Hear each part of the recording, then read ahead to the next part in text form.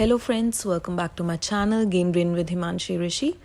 And आज की इस वीडियो में हम डिस्कस करेंगे जनरल इंग्लिश के क्वेश्चंस। जी हाँ, EMRS में जैसे आपको जनरल इंग्लिश आने वाली है 10 नंबर की, तो बेसिकली उन्हीं टॉपिक्स से हम क्वेश्चंस उठाएंगे सो दैट आपको आइडिया लग जाए कि क्वेश्चन इस फॉर्म में आते हैं या फिर इस तरीके के आते हैं। बहुत से एस्पिरेंट्स के कमेंट्स थे कि मैम जनरल इंग्लिश की आप तैयारी करवा दीजिए, बिकॉज जो मेरा मेन सब्जेक्ट है वो इंग्लिश ही है। ठीक है, बेसिकली इस वीडियो में जनरल इंग्लिश के आपको क्वेश्चंस देखने को मिलेंगे। एक प्रैक्टिस सेट रहेगा। जिस तरीके से एग्ज़ाम में क्वेश्चंस पूछे जाते हैं उसी तरीके से मैंने कोशिश करी है कि मैं इस वीडियो में आपको करा सकूं। इस वीडियो से आप ज़रूर एंड तक बने रहिएगा so that you don't miss on to any important point और एनी इम्पॉर्टेंट क्वेश्चन। और अगर आप मेरे चैनल पे न्यू हैं then please do subscribe it. और वीडियो कैसी लगी कमेंट सेक्शन में ज़रूर बताइएगा। अगर आप चाहते हैं मैं ऐसी और वीडियोस के साथ आऊँ देन प्लीज़ मुझे ज़रूर बताइएगा कि मैं जैसे मैंने सीरीज़ स्टार्ट करी है करंट अफेयर्स की एजुकेशन से रिलेटेड, ऐसे ही इस सीरीज़ को भी मैं आगे बढ़ाऊँ। Now let's get started with the questions. जो फर्स्ट क्वेश्चन है हमारे पास वो एक प्रेपोजिशन से है। अच्छा, मैं आपको एक चीज़ बताना चाहती हूँ कि जनरल इंग्लिश में जिनका मेन सब्जेक्ट है मैं उनकी बात नहीं कर रही, बट जनरल इंग्लिश में जो हमें 10 क्वेश्चंस देखने को मिलते हैं या तो वो फिलअप फॉर्म में होते हैं या तो वो फाइंड द एरर फॉर्म में होते हैं।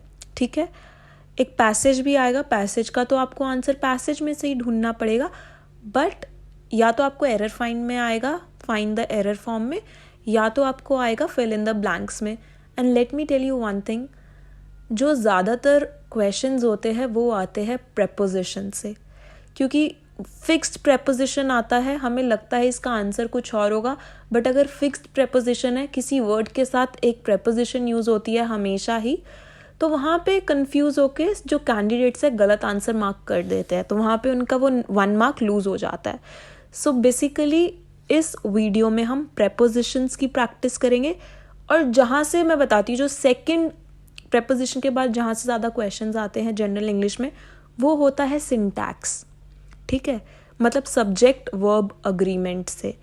वहाँ से भी क्वेश्चंस आते हैं, बट जो ज़्यादातर find the error, fill-ups general English में आते हैं वो ज़्यादातर आते हैं प्रेपोजिशन से। हम फर्स्ट क्वेश्चन देखते हैं।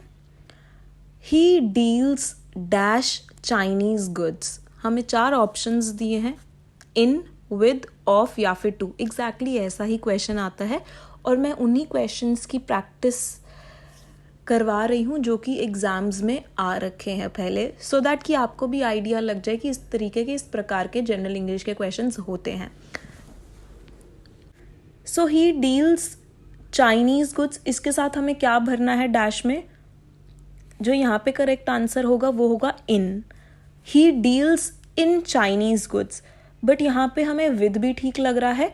ही डील्स विद चाइनीज गुड्स भी हो सकता है, बट नहीं, यहाँ पे होगा he deals in Chinese goods. Deals के साथ इन भी आता है, विद भी आता है। अभी हम डिस्कस करेंगे कि डील के साथ इन यहाँ पे क्यों आया।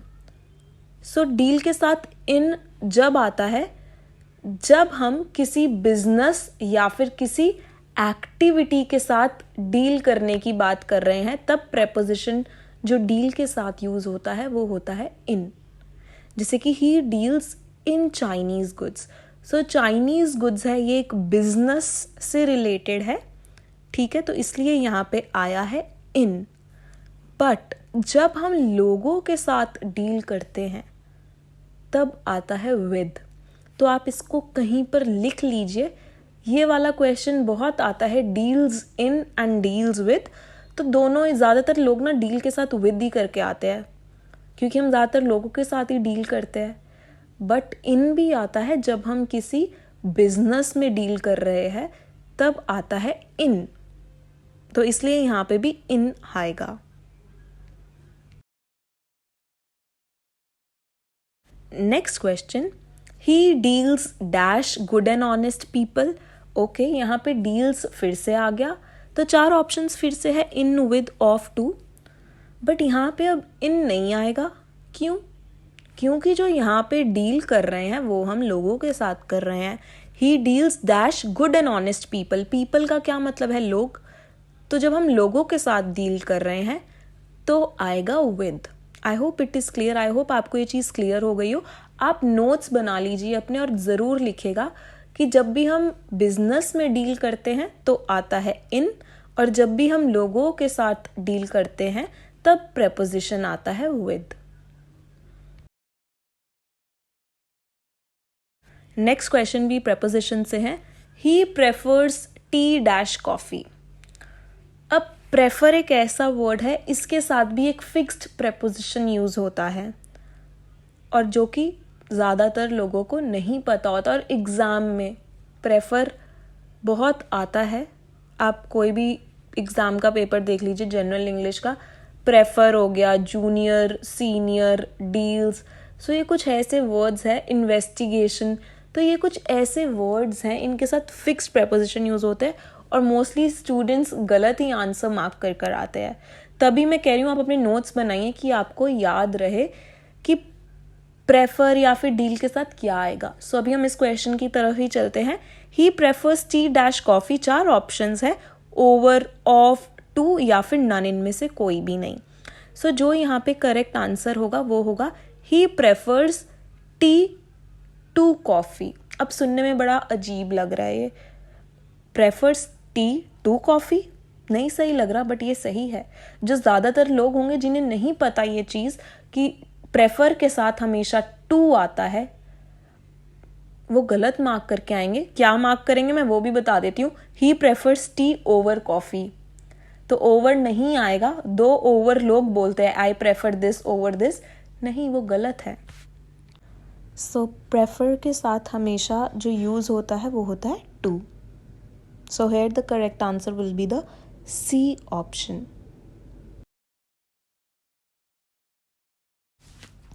Next, again very important question. Your dress is similar dash mine. जो तुम्हारी ड्रेस है वो सिमिलर है मेरी ड्रेस से। सो सिमिलर का मतलब होता है काफ़ी मिलती जुलती। अब सिमिलर के साथ हमें लगता है कि विद आएगा, सिमिलर विद मी, बिल्कुल गलत है, विद नहीं होगा। सो कौन सा प्रेपोजिशन होगा? 4 ऑप्शंस है, with, to, of, at. With मैंने बता दिया नहीं होगा, तो क्या होगा? Similar to mine, similar of mine, similar at mine. So जो यहाँ पे करेक्ट आंसर है वो है option B, that is to, similar to mine. So similar के साथ कौन सा प्रेपोजिशन यूज होता है? जो प्रेपोजिशन यूज होता है वो है टू। इसको ज़रूर याद रखिएगा। सिमिलर के साथ ज़्यादातर लोग बोलते भी विद है, मार्क भी विद ही कर कर आते हैं, बट नहीं, वो गलत है, टू होगा यहाँ पे आंसर। आगे बढ़ने से पहले let me just remind you, अगर आप मेरे चैनल पे न्यू है then please do subscribe it. Moreover, अगर आप चाहते हैं कि ऐसे ही मैं जनरल इंग्लिश की और वीडियोस लेकर आऊँ, मैं करंट अफेयर्स की तो जो एजुकेशन से रिलेटेड है उसकी सीरीज़ तो चल ही रही है, मैंने 6 वीडियोज़ ऑलरेडी डाल दिए। अगर आप चाहते हैं कि मैं जनरल इंग्लिश की भी ऐसे क्वेश्चंस लेकर आऊँ जो बार बार ही रिपीट होते हैं, जैसे कि अभी हमने ऊपर क्वेश्चंस डिस्कस कर रहे हैं, आगे और भी बहुत सारे करेंगे इसी वीडियो में। सो प्लीज़ आप मुझे नीचे येस लिख के दीजिए। आपके येस से ही मैं समझ जाऊंगी कि आप जनरल इंग्लिश पे ऐसी और videos, general English grammar practice पे चाहते हैं। सो ऐसी और मैं वीडियोस के साथ आऊँगी। करंट अफेयर्स के साथ तो मैं आ ही रही हूँ, बट जनरल इंग्लिश के साथ भी मैं ज़रूर आऊँगी आगे। सो अभी जो हमने 4 प्रेपोजिशंस का ऊपर यूज़ किया उसको मैंने एक स्लाइड में कंक्लूड कर दिया। डील्स इन कब आता है? जब हम किसी बिजनेस और एक्टिविटी में डील करते हैं तो आता है deals in. Example, the shopkeeper deals in Napolis goods. ठीक है, जो शॉपकीपर है वो नेपोलिस गुड्स में डील करता है, तो ये बिजनेस है, बिजनेस में हम डील इन आएगा। डील्स विद कब आएगा? पीपल और सिचुएशन और चैलेंजेस। ठीक है, विद आता है उन चीज़ों के साथ जब हम कभी भी डील कर रहे हैं लोगों के साथ या फिर किसी सिचुएशन के साथ। ठीक है, अब हम लोगों वाला तो ऊपर एग्जाम्पल देख चुके हैं, that he deals with good and honest people, ये हम एग्जाम्पल देख चुके हैं. सो यहाँ पे एक और एग्जाम्पल है सिचुएशन से related. Teens can not deal with the increasing stress these days. जो आजकल के बच्चे हैं, टीनेजर्स हैं, वो स्ट्रेस के साथ नहीं डील कर सकते अच्छे से. सो यहाँ पे कोई सिचुएशन, कोई चैलेंज है तो ये ज़रूर याद रखिएगा, डील्स इन बिजनेस के साथ, डील्स विद लोगो या फिर किसी चैलेंज या फिर किसी सिचुएशन के साथ. आई होप आपको ये चीज़ क्लियर हो गई हो. अब प्रेफर के साथ क्या यूज़ होता है? हमेशा to. I prefer tea to coffee. Example है my father prefers bread jam to bread butter. ठीक है, तो प्रेफर है तो हमेशा क्या आएगा? To.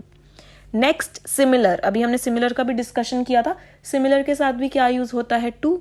So this shirt is similar to that. ये शर्ट उससे काफी सिमिलर है, ना कि सिमिलर विद दैट. ठीक है, विद बिल्कुल गलत है सिमिलर के साथ.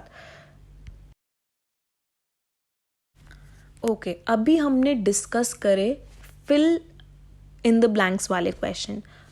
अब question find the error form में भी आते हैं और नहीं पता चलता कि कौन सा एरर है. बट अगर आपको रूल्स पता है ना, सिंटैक्स के या फिर मैंने बताया प्रेपोजिशन के, इन्हीं दोनों से क्वेश्चंस आते हैं, एरर और फिल इन द ब्लैंक्स में. और तो तीसरा टॉपिक बहुत कम वो लेते हैं. ठीक है, सो अब क्वेश्चन की तरफ देखते हैं. हमें एरर, गलती फाइंड करनी है. Emilia spent all the day in to her room today. No error. अब किस पार्ट में एरर है हमें फाइंड करना है. ए पार्ट है अमीलिया स्पेंट, सही है ये. ऑल द डे इनटू, यहाँ पे शायद कुछ गलती हो सकती है. हर बेडरूम टुडे, ये भी सही है, या फिर नो एरर. सो जो गलती है वो है बी ऑप्शन में. ऑल द डे इनटू नहीं होना चाहिए, बल्कि क्या होना चाहिए यहाँ पे? All the day in her bedroom. अब देखिए, जो इंग्लिश वाले कैंडिडेट्स हैं ना, उन्हें पता होगा इन और इनटू में क्या फ़र्क है. बट जो अदर सब्जेक्ट्स के हैं ना, उन्हें शायद कन्फ्यूजन रह सकती है कि इन हर बेडरूम और इनटू हर बेडरूम में क्या फ़र्क है. सो बहुत इजी सिंपल लैंग्वेज में मैं बताती हूँ इन और इनटू में क्या फ़र्क है. देखिए, अगर कोई चीज़ पहले से ही बेडरूम के, ये ज़रूरी नहीं है बेडरूम, ड्राइंग रूम या फिर किसी भी रूम के अंदर कोई चीज़ पहले से है, सिर्फ चीज़ ही नहीं, अगर कोई व्यक्ति पहले से है तो हम लिखते हैं इन. और इनटू क्या दर्शाता है? इनटू दर्शाता है अगर हम बाहर से अंदर आ रहे हैं. ठीक है, मैं आपको एक एग्जाम्पल के थ्रू समझाती हूँ. अमीलिया का एग्जाम्पल लेती हूँ. Amelia is in the room. Amelia पहले से ही कमरे के अंदर है. सो वो पहले से ही है तो इसलिए आएगा इन. बट अगर वो कमरे के अंदर जा रही है, अगर गोइंग आ जाए कि Amelia is going in the room, नहीं होगा, फिर होगा going in to the room. ठीक है, सो अगर कोई चीज़ या कोई व्यक्ति पहले से ही किसी रूम में है, किसी ऑडिटोरियम में पहले से ही बैठे हैं, सो कोई चीज़ अगर पहले से है, कोई व्यक्ति पहले से है तो आएगा इन. बट अगर हम मूवमेंट दिखाते हैं ना बाहर से अंदर जाने की, तब हम लिखते हैं into. Going into the auditorium, going into the room. I hope आपको इन और इनटू में फ़र्क पता चल गया होगा अब. सो जो यहाँ पे करेक्ट आंसर है, यहाँ पे है बी ऑप्शन. इनटू की जगह इन होना चाहिए था कि वो उसने सारा दिन अपने कमरे के अंदर बिताया, ना कि कमरे के अंदर वो जा रही है. जा रही होती तो इनटू ठीक था, बट वो पहले से ही है कमरे में तो इसलिए इन होना था.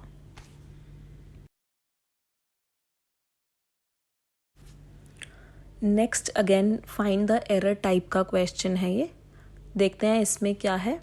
Bread and butter are Sheldon's favourite breakfast, या फिर नो एरर. सो कौन से पार्ट में एरर है? Bread and butter, A option ठीक है. ब्रेड एंड बटर में कोई गलती नहीं है. आर शेल्डन्स, ये गलत हो सकता है. सी देखते हैं, फेवरेट ब्रेकफास्ट, इसमें भी कोई गलती नहीं है, नो एरर में भी नहीं है.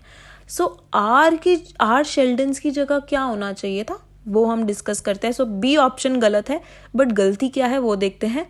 आर नहीं होना चाहिए था, यहाँ पे होना चाहिए था इज.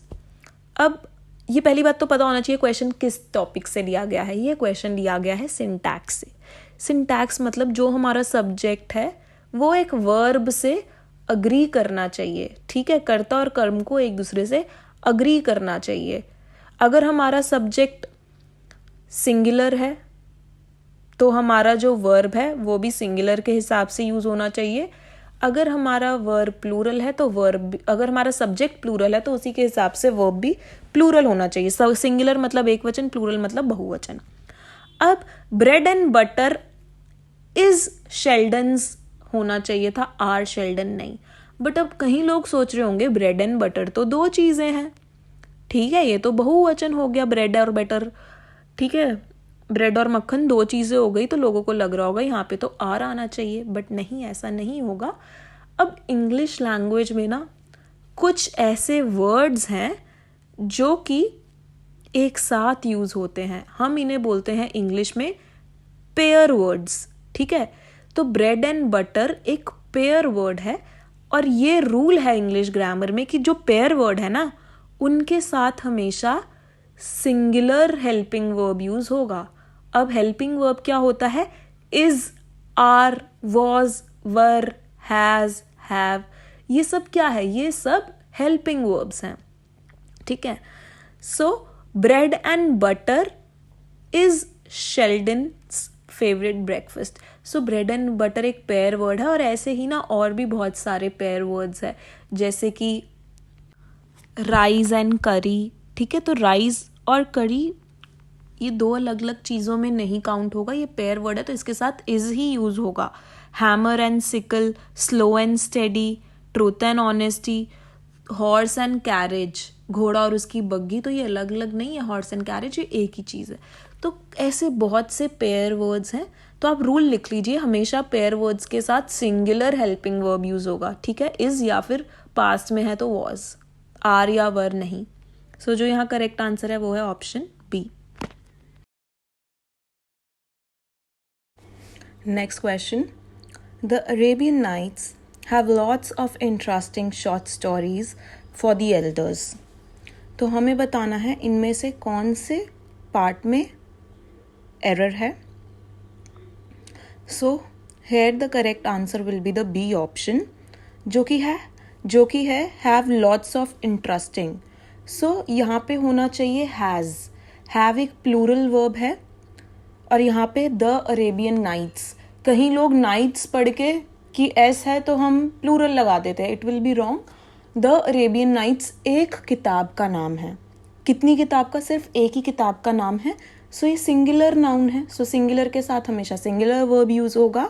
सो इसलिए the Arabian Nights have lots of interesting stories. So here the correct answer will be the B option.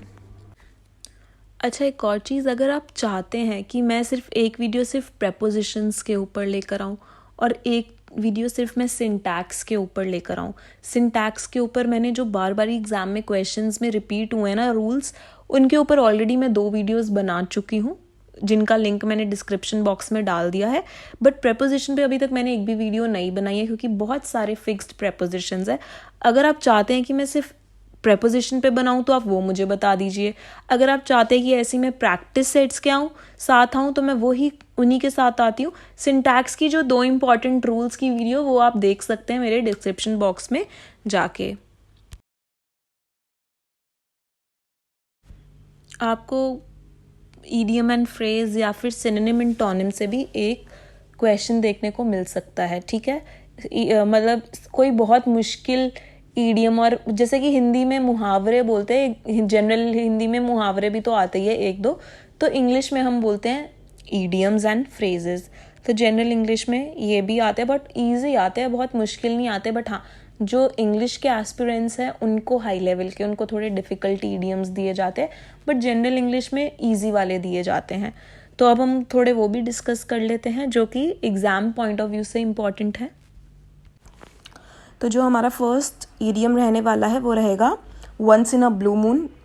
I hope काफ़ी एस्पिरेंट्स को ये पता होगा इसका आंसर, बिकॉज ये एक ऐसा फ्रेज़ है, ये एक ऐसा ईडियम है जो कि ये डे टू डे इंग्लिश में भी आजकल यूज़ होने लगा है। So we have 4 options here: period of calamity, a rare event, a very happy night, या फिर only once a month. So once in a blue month को होता है बहुत ही कम। सो जो यहाँ पे करेक्ट आंसर रहेगा वो रहेगा अ रेयर इवेंट, मतलब बहुत ही कम। अब इसको हम एक एग्जाम्पल के थ्रू समझते हैं. For example, he goes to gym once in a blue moon. वो लड़का जिम जाता है बहुत ही कम, कभी कभी भी नहीं, बहुत ही ना के बराबर, इतना कम. So once in a blue moon मतलब कि बहुत ही कम कोई काम होना. नेक्स्ट वेरी इंपॉर्टेंट एग्जाम में बहुत बार आया है ये, a broken reed. Again we have 4 options, rare, futile efforts, futile मतलब यूजलेस एफर्ट्स, अनरिलायबल या फिर a sudden great shock. So जो यहाँ पे करेक्ट आंसर रहेगा वो रहेगा अनरिलायबल. अनरिलायबल मतलब एक ऐसा व्यक्ति जो कि विश्वास करने लायक ना हो या फिर अविश्वसनीय है, जिस पे ट्रस्ट ना करा जा सके, उसे हम बोलते हैं unreliable. For example, I had counted her to help but she turned out to be a broken reed. मतलब मेरे को लगा था, मैंने विश्वास किया था कि वो मेरी हेल्प करेगी या करेगा मेरे काम आने पे, बट जब मैंने उससे हेल्प मांगी, he turned out to be a broken reed. मतलब वो विश्वास करने लायक ही नहीं रहा. जब काम आने पे मैंने उससे हेल्प मांगी तो उसने मुझे उससे अपना मुंह ही मोड़ लिया. मतलब उसने मेरी हेल्प करी नहीं, वो एकदम मतलब he could not be trusted, वो विश्वास करने लायक ही नहीं है. ठीक है. सो अनरिलायबल एक ऐसा व्यक्ति होता है जिस पे हम विश्वास ना कर सके, जो हमें काम आने पर कभी भी भाग सकता है. ऐसे व्यक्ति को हम अनरिलायबल बोलते हैं. Caught a Tartar. Next one is caught a Tartar. क्या मतलब है इसका? Dealing with an expert, forced to leave something, dealing with a troublesome person या फिर wasting time. So caught a Tartar का जो मतलब है वो है dealing with some troublesome person. मतलब हम एक ऐसे व्यक्ति से डील कर रहे हैं जो कि बहुत, मतलब जिससे डील करना इजी नहीं है, या तो वो बहुत स्टर्बन है, बहुत ज़िद्दी है, ऐसा कोई व्यक्ति. ठीक है. या फिर जो इजीली हार ना माने, जिसको समझाना बहुत मुश्किल है. ट्रबल का मतलब क्या होता है? ट्रबल का मतलब मुश्किल. ठीक है. कोई मुश्किल व्यक्ति. अब मुश्किल कोई व्यक्ति बहुत सारे रीजंस की वजह से हो सकता है. अब हम इसको एग्जाम्पल के थ्रू समझते हैं. While fighting with the Indian army, the enemy realised that they had caught a Tartar. बहुत अच्छा एग्जाम्पल है.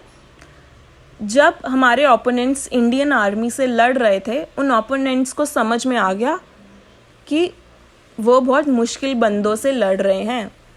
अब मुश्किल बंदे फॉर सो मेनी रीजंस हो सकते हैं कि इजीली हार नहीं मान रही इंडियन आर्मी, या फिर उन्हें हराना ईजी नहीं है.